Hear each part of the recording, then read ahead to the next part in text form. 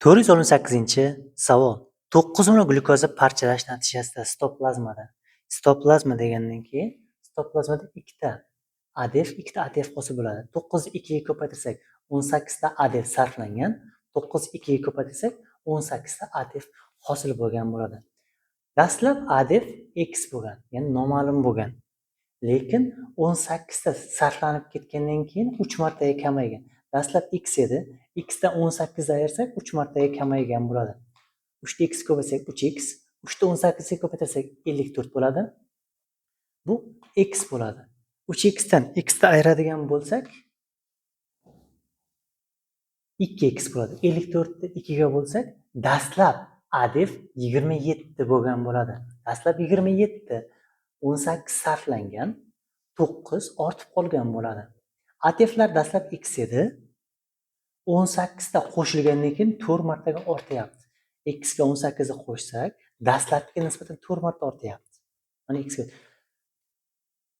4x ko'paytirsak 4x, x plus 18 tushadi. X qarama-qarshidan minus bo'lib ko'chadi. Ayirsak 3x ga 18, 18 ni 3x ga bo'lsak x 6 bo'ladi.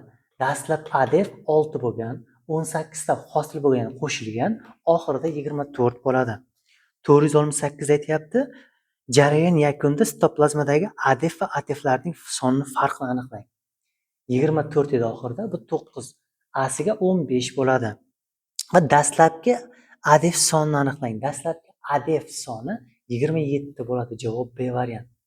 469 ga jarayon yakunida sitoplazma ADF va ATFlar soni farqi 15, dastlabki ATFlar esa 6 bo'ladi. B javob bo'ladi.